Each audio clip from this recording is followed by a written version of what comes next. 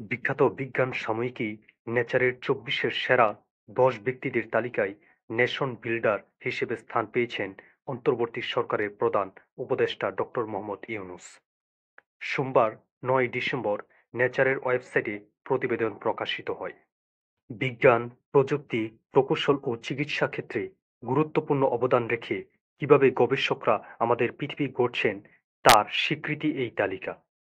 চলতি বছরের তালিকায় আবহাওয়া পূর্বাভাসের নতুন ধারণা থেকে শুরু করে একটি জাতিকে নেতৃত্ব দেওয়ার বিষয়ে স্থান পেয়েছে।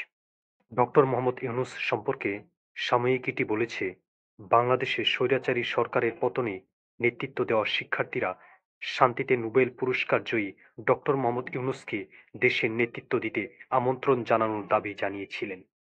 শিক্ষার্থীদের দাবিতে সাড়া দেওয়া ডক্টর ইউনূসের জীবনের সবচেয়ে বড় চ্যালেঞ্জ ছিল লম্বা পেশাজীবনে তিনি কখনো রাষ্ট্র পরিচালনার দায়িত্ব পালন করেননি।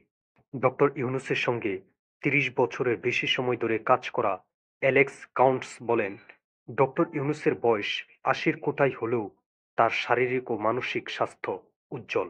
ডক্টর মোহাম্মদ ইউনূসের যুগান্তকারী উদ্ভাবন হল ক্ষুদ্র ঋণ।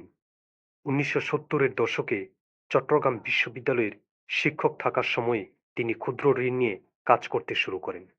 সঠিক ব্যবস্থাপনা থাকলে ক্ষুদ্র ঋণ সমাজের সবচেয়ে দরিদ্র অংশের জীবন বদলে দিতে পারে। তার উদ্ভাবনের মাধ্যমে তিনি এটাই দেখিয়েছেন। যদিও এ নিয়ে অনেক সমালোচনা রয়েছে।